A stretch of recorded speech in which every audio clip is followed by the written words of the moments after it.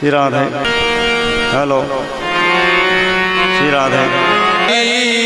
से प्यार मुसाफिर रट ले नागरिया, रट ले नागरिया। कर ले हरि से प्यार मुसाफिर, कर ले हरि से प्यार मुसाफिर, रट ले नागरिया,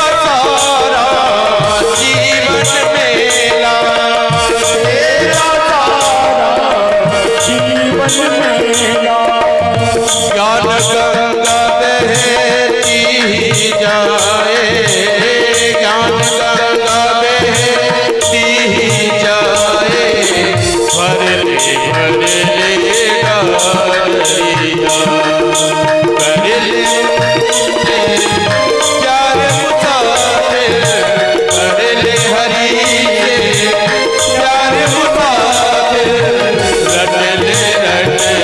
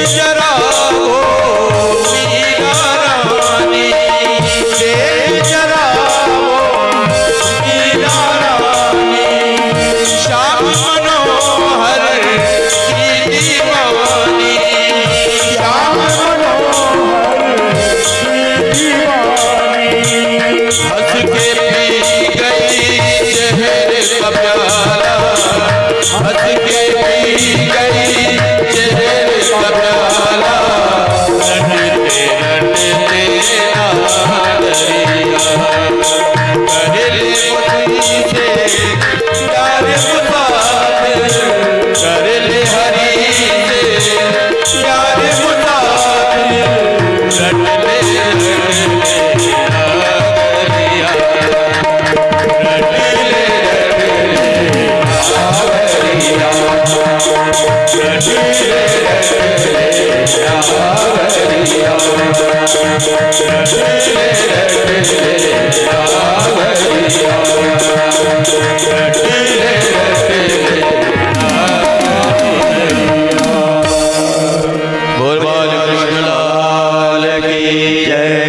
श्री कृष्णचंद्र भगवान की जय। जैसे ही दैत्या नाम की राक्षसनी राजा अम्बरीश को मारने के लिए दौड़ी, तभी राजा अम्बरीश भगवान का चिंतन कर रहे हैं, मन ही मन हाथ जोड़ के खड़े हैं, भगवान का स्मरण करने लग गए। भगवान नारायण ने तुरंत अपने सुदर्शन से कहा, जाओ मेरे भक्त की रक्षा करो। तुरंत सुदर्शन चक्र आ गया, उसके प्रभाव से दैत्या नाम की राक्षसनी जल के भस्म हो गई और वो सुदर्शन चक्र जो महर्षि दुर्वासा ऋषि के पीछे पड़ा। अब दुर्वासा ऋषि ने सोचा ये सुदर्शन मुझे मार देगा, वो वहां से चल दिए। वो आगे आगे भाग रहे हैं, पीछे पीछे सुदर्शन चक्र आ रहा है। अब जो दुर्वासा ऋषि ब्रह्मलोक पहुंचे, ब्रह्मा जी से प्रार्थना की कि हे ब्रह्मदेव कृपा कीजिए, रक्षा कीजिए, मुझे इस सुदर्शन से बचाइए। जैसे ही ब्रह्मा जी ने सुदर्शन को देखा, तुरंत हाथ जोड़ ले, मैं इसमें कुछ नहीं कर सकता, ये भगवान नारायण का चक्र है, आप उन्हीं की शरण में जाएं। उन्होंने तुरंत वहां से चल दिए, फिर आगे आगे भाग रहे हैं, पीछे सुदर्शन चक्र चल रहा है, बीच में कैलाश पर्वत आता है। उन्होंने सोचा चलो शिव जी से प्रार्थना कर लेता हूँ, काल की महाकाल है, मुझे बचा ही लेंगे। तुरंत महाकाल के पास पहुंच गए, शिव लोक पहुंच गए, कैलाश पर्वत पे पहुंचे। जैसे ही भगवान शंकर के पास पहुंचे और हाथ जोड़ के उनको प्रणाम किया कि त्राहिमाम शरणागतम, भगवान मैं आपकी शरण में आया हूँ, कृपा करके मुझे बचाइए, ये सुदर्शन चक्र मुझे काट डालेगा, ये मुझे मार देगा। भगवान शिव ने जब देखा कि सुदर्शन चक्र है तो उन्होंने सुदर्शन के हाथ जोड़ लिए और ऋषि को कह दिया कि आप कृपा करके नारायण के पास ही जाइए, मैं इसमें कुछ नहीं कर सकता। दुर्वासा ऋषि जी दौड़ लगाकर भगवान के चरणों में गिर पड़े, नारायण धाम को पहुंचे। जैसे ही नारायण धाम को पहुंचे, तुरंत दौड़ लगा के भगवान ने नारायण को प्रणाम किया कि भगवान कृपा कीजिए, मेरी रक्षा कीजिए। तब भगवान ने कहा मैं भी इसमें कुछ नहीं कर सकता। दुर्वासा ऋषि ने कहा भगवान आपका ही चक्र है, आप चाहें जो कुछ कर सकते हैं, कृपा कीजिए, नहीं तो ये मुझे मार डालेगा। भगवान ने कहा कि मैं भी कुछ नहीं कर सकता, क्योंकि मैं तो भक्त के अधीन हूँ। अहम भक्त परित्राणाम अस्वतंत्र एवं द्विज साधु भीग्रश्च हृदयो भक्ति भक्त जन्म प्रिय।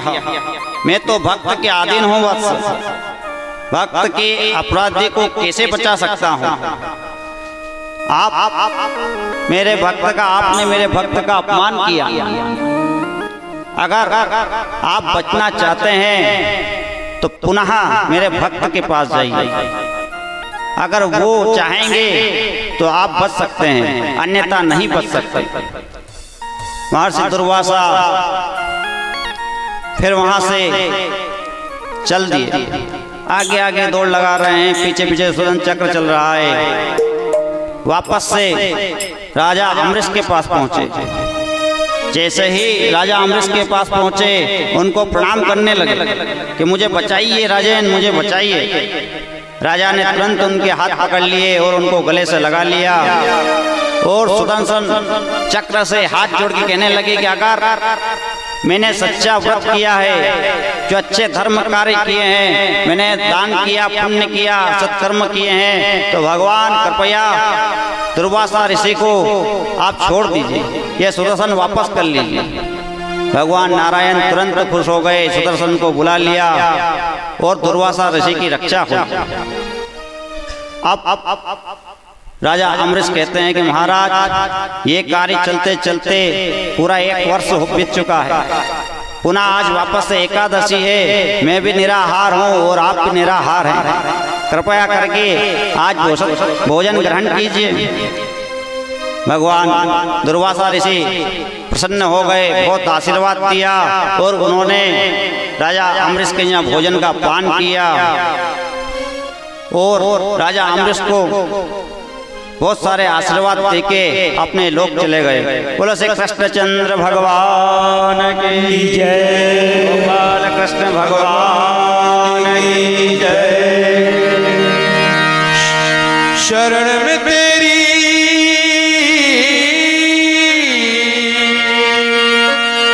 शरण में तेरी जो भी आए, वही वो कहता जाए, बोला ओम नमः शिवाय। सभी साथ में बोले, बोला ओम नमः शिवाय, बोला ओम नमः शिवाय, बोला ओम नमः शिवाय, बोला ओम नमः शिवाय, बोला ओम नमः शिवाय, बोला ओम नमः शिवाय, बोला ओम नमः शिवाय।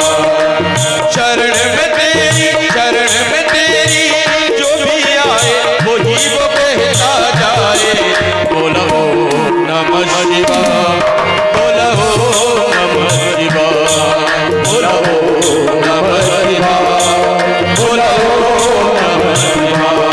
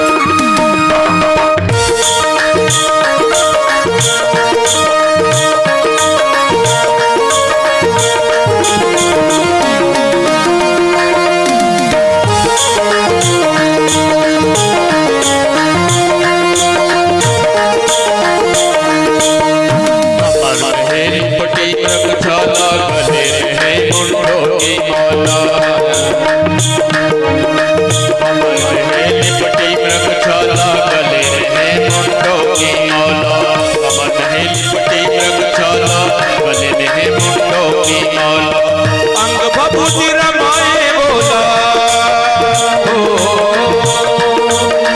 अंग भभूति रमाए बोला डम डम लहरा गाए बोलो नमः शिवाय बोलो नमः शिवाय बोलो नमः शिवाय बोलो नमः शिवाय ओम नमः शिवाय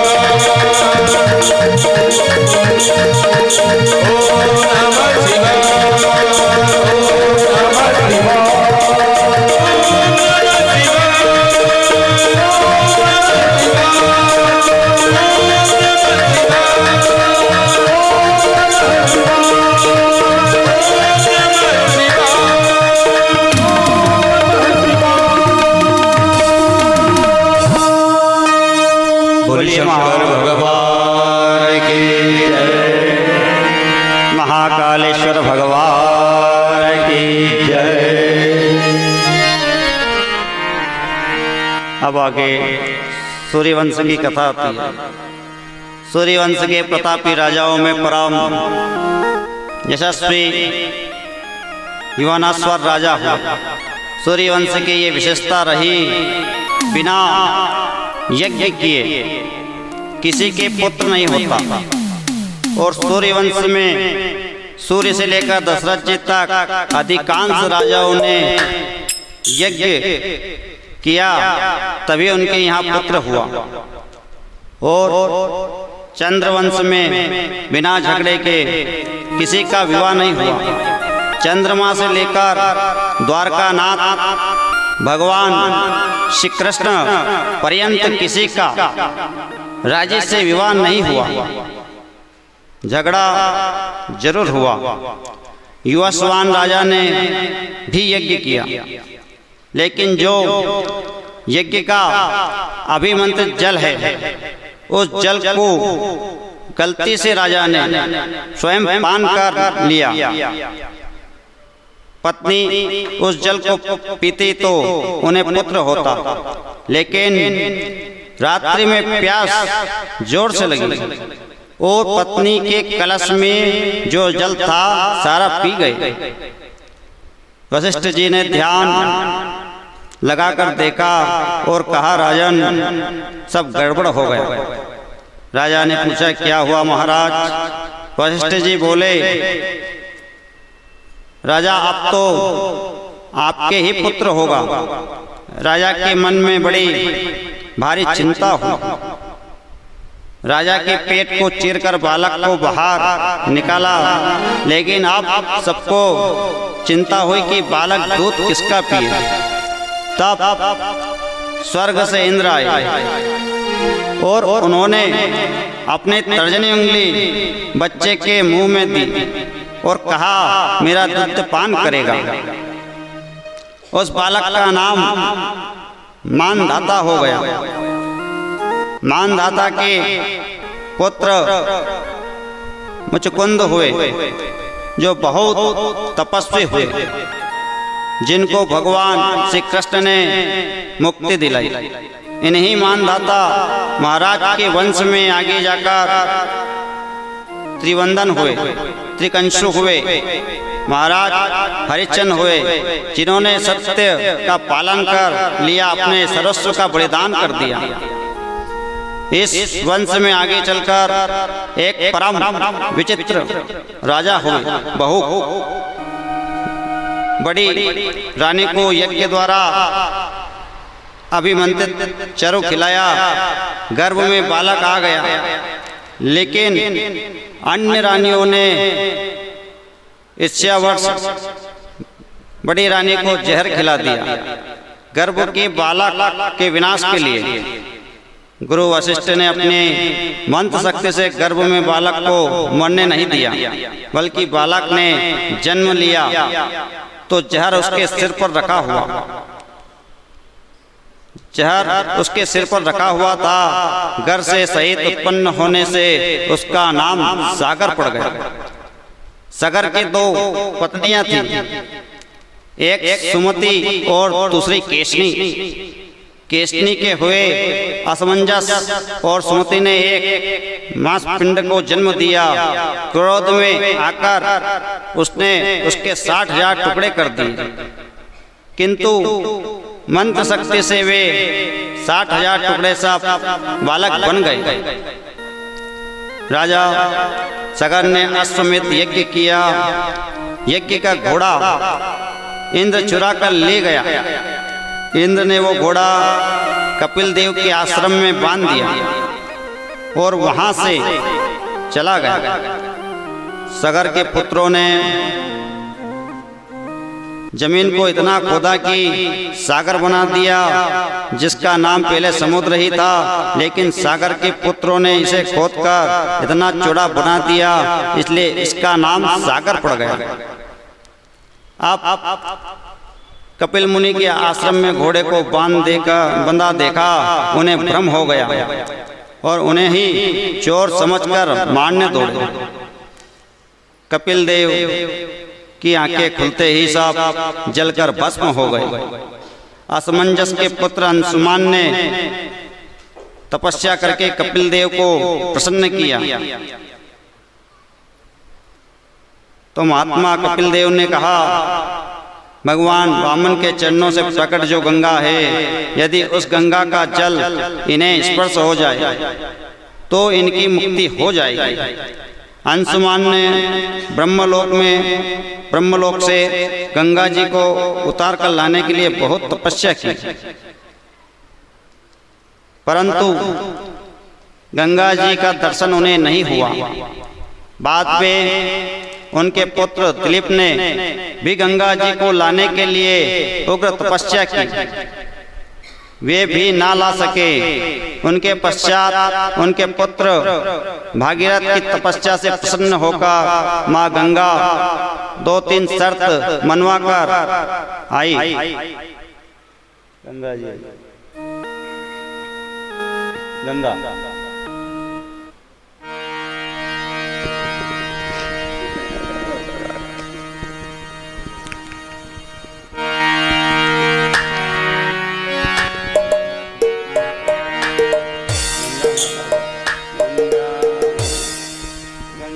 मैया हो गंगा मैया,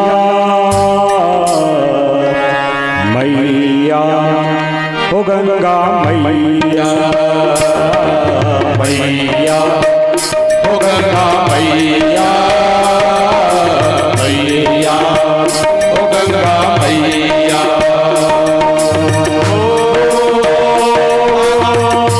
गंगा मैया में जब तक पानी रहे मेरी मैया तेरी जिंदगानी रहे,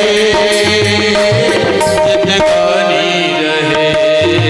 मैया ओ गंगा मैया,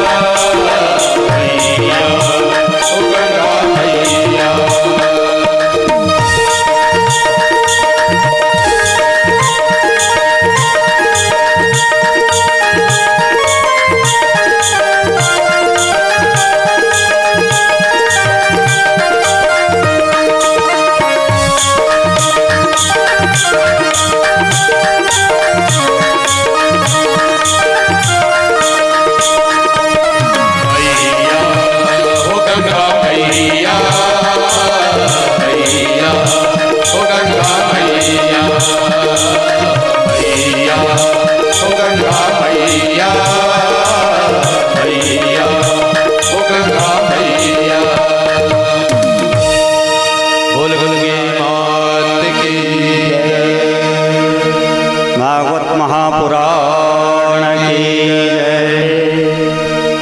भागीरथ जी तपस्या कर रहे हैं।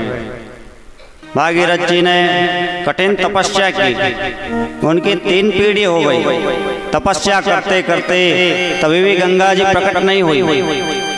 और जब भागीरथ जी तपस्या कर रहे थे तब माँ गंगा ब्रह्मा जी के यहाँ से प्रकट होकर आई और भागीरथ से कहने लगी, अगर मैं धरती पे आऊंगी तो रसातल में चली जाऊंगी, इसलिए मैं धरती पे नहीं आ सकती। भागीरथ जी कहते हैं कि मैया अगर आप नहीं आएंगी तो मेरे जो पूर्वजों हैं उनका उद्धार कैसे होगा? वो सब अधोगति में पड़े हुए हैं। और भगवान कपिल देव ने उन्हें भस्म कर दिया, उनके राख के ढेर पड़े हुए हैं। जब तक आप नहीं आओगी तब तक उनका उद्धार नहीं होगा। उन्होंने कहा, मैं धरती पर अगर आ गई तो मैं रसातल में चली जाऊंगी। अगर आप मुझे धरती पे लाना चाहते हो तो उसके लिए कुछ उपाय कीजिए, कुछ ऐसा कीजिए कि मैं पाताल में नहीं जाऊं। भागीरथ जी असमंजस में पड़ गए कि माता आ नहीं सकती क्योंकि उनका बहाव बहुत तेज है। वो जैसे ही आएंगी रसातल में चली जाएंगी, क्या करें? मेरी 3 पीढ़ी हो गई तपस्या करते करते, पर अभी तक माता गंगा नहीं आई। और जब आई तो कहती हैं कि मैं रसातल में चली जाऊंगी। ये विचार ही कर रहे थे, इतने में वहाँ पे नारद जी का आगमन हुआ। नारद जी आते हैं, भागीरथ जी नारद जी को प्रणाम करते हैं। नारद जी कहते हैं कि भागीरथ क्या समस्या है? ऐसा लग रहा आप बहुत दुखी हो रहे हो, क्या कारण है आपके दुख का? आप मुझे बताओ। भागीरथ जी कहते हैं कि महाराज मेरे 3 पीढ़ी हो गई गंगा को प्रकट करने के लिए मैं तपस्या कर रहा हूँ। गौर तपस्या करी, मेरे पूर्वज सब चले गए, दिलीप भी चले गए, अंशुमान भी चले गए। अब जब मैं तपस्या कर रहा था तब माँ गंगा प्रकट तो हुई, पर वो ये कह रही हैं कि मैं जैसे ही धरती पे आऊँगी रसातल में चली जाऊँगी। कोई ऐसा उपाय करो कि वो जो रसातल में नहीं जाए और धरती पे आ जाए, तभी मेरे पूर्वजों का, मेरे वंश का उद्धार होगा। तब नारद जी कहते हैं गंगा को भी अभिमान आ गया। गंगा अपने मन में ये सोच रही है कि मेरे बहाव को कोई झेल नहीं सकता। अगर मैं धरती पे अगर आई तो धरती फट जाएगी और मैं रसातल में चली जाऊंगी। तब जाके नारद जी ने भागीरथ जी को कहा कि आप भगवान शिव की आराधना करना चालू करो। वो भोले भंडारी है, वो महाकाल है, हर समस्या का समाधान उनके पास में है। संत भी कहते हैं, ब्राह्मण भी कहते हैं कि अगर भगवान शिव के पास अगर चले गए तो हर समस्या का समाधान हो जाता है। एक संत ने कहा कि 1 लोटा जल हर समस्या का है। आप चले जाओ भगवान शिव के मंदिर में 1 लोटा जल लेके, भगवान शिव को हर चीज अति प्रिय है, चाहे कुछ भी चढ़ा जाओ। भगवान को बिलपत्र प्रिय है, बिलपत्र चढ़ाओ। बिलपत्र भी नहीं तो आंकड़े के फूल चढ़ाओ, वो भी नहीं चढ़ा सकते तो धतूरा चढ़ाओ। अब आजकल तो जो है भगवान के ऊपर जितने भी वनस्पति है सब चढ़ाई जाती है, सब चढ़ाने लग गए। कोई दुर्वा चढ़ा रहा है, कोई आंकड़े के फूल चढ़ा रहा है, कोई आंकड़े के पत्ते चढ़ा रहा है, कोई कमल गट्टे चढ़ा रहा है। सब अपनी अपनी इच्छा अनुसार, मानसिक इच्छा के अनुसार जो जिसको जो लगता है अपनी भावना के अनुसार चढ़ा रहे हैं भगवान के ऊपर। कोई जल चढ़ा रहा है, कोई गंगा जल, और भगवान का अभिषेक कर रहे हैं, कोई दूध से, दही से, घी से, शक्कर से, शहद से। भगवान सब में प्रसन्न है, वो तो भोले भंडारी है। उनके यहाँ तो चाहे कोई भी आ जाओ तो भी खुश है, दूर से हाथ में जोड़ लोगे तो भी खुश है। भगवान को क्या चाहिए? पत्रम पुष्पम फलम तोयम। उनको जो भी समर्पित कर दो सब में खुश, आनंद है, और फिर भी अच्छे आशीर्वाद देते हैं। एक बार उन्होंने, एक राक्षस ने तपस्या की जिसका नाम भस्मासुर। भस्मासुर नाम के राक्षस ने बहुत तपस्या की और भगवान शिव प्रसन्न हो गए। कहा वरदान मांग लो, क्या चाहिए? भस्मासुर ने कहा प्रभु ऐसा वरदान दे दो कि मैं जिसके ऊपर हाथ रखूं वो जल के भस्म हो जाए। उन्होंने कहा ठीक है तथास्तु। अब भस्मासुर को वरदान मिल गया। भस्मासुर ने सोचा कि वरदान तो मिल गया, इनके ऊपर ट्राई करते हैं, एक बार देखते हैं, देखा जलते हैं कि नहीं। भगवान शिव जी के पास दौड़े हो, हाथ उनके सिर पर रखने लगे। भगवान शिव भगे वहां से कि तो मुझे भस्म करने पे तुला है, मेरा ही वरदान है। तब जाके भगवान इधर उधर भटकते रहे, वो तो शिव हैं, भोले भंडारी हैं, जाओ जिसको वरदान दे देते हैं। बहुत समय व्यतीत हो गया, कभी बेल पत्र में रहे, कभी आंकड़े के फूल में रहे, कभी जंगल में रहे, कभी नदी में, कभी सरोवर में, हर जगह विद्यमान भगवान शिव। भगवान नारायण ने सोचा कि भोलेनाथ अब ज्यादा परेशान हो गए, अब उनका कुछ न कुछ करना पड़ेगा। तब भगवान नारायण मोहिनी का रूप धारण करके उस राक्षस के सामने आए, और राक्षस ने जैसे ही देखा मोहिनी अवतार, वो प्रसन्न हो गया और कहने लगा कि ये सुंदरी कौन हो आप? मैं आपको देख के बहुत प्रसन्न हूँ, आप मुझसे विवाह कर लो। तब नारायण भगवान मोहिनी अवतार में कहने लगे मैं विवाह तो आपसे कर लूंगी, पर मैं पहले जैसा कहती हूँ वैसा तुम आपको करना पड़ेगा, तभी आपसे विवाह कर सकती हूँ। तब भस्मासुर नाम के राक्षस ने कहा कि चलो ठीक है, आप जो बोलोगे वो मैं करूंगा, फिर तो आप मुझसे विवाह करोगे। उन्होंने कहा ठीक है कि देखो अगर मेरे से विवाह अगर आपको करना है तो पहले मेरे साथ नृत्य करना होगा, ये मेरी शर्त है। आप अगर मेरे साथ नृत्य करेंगे तभी आपसे विवाह होगा। उन्होंने कहा ठीक है, चलो नाचने में क्या है, आपके साथ में नृत्य कर लेंगे, नाच लेंगे। और जैसे ही मोहिनी अवतार में भगवान नाचने लगे और भस्मासुर भी ऐसे ही नाचने लगा कि जैसे मैं करती हूँ ऐसा करते जाओ आप, तभी आपसे शादी होगी। और वो जो है मोहिनी अवतार रूप धारण भगवान नाचने लगे राक्षस के सामने। राक्षस भी ऐसा का ऐसे ही नाचने लगा, और जैसे ही भगवान ने अपने सिर पे हाथ रखा मोहिनी अवतार में, ऐसे ही राक्षस ने अपने सिर पे हाथ रखा और जल के भस्म हो गया। तब जाके भगवान नारायण शिव जी से कहते हैं कि भगवान इतने भोले क्यों हो आप? जाओ जिसे वरदान देते हो, राक्षस थोड़े से आपकी तपस्या करते हैं और आप जल्दी से प्रसन्न हो जाते हो और तुरंत वरदान दे देते हो। थोड़ा सोच समझ के दिया करो आप भोलेनाथ। भगवान कहते हैं कि वो मेरे पास आते हैं, कुछ भी लाते हैं तो भी मैं प्रसन्न हूँ। कोई कोई ऐसे भक्त भी होते हैं जो मंदिर आते भी हैं और मंदिर के घंटे कोई चुरा के भग जाते हैं, तो भी भगवान खुश है। वो तो भोलेनाथ है। बोलो महाकालेश्वर भगवान की जय।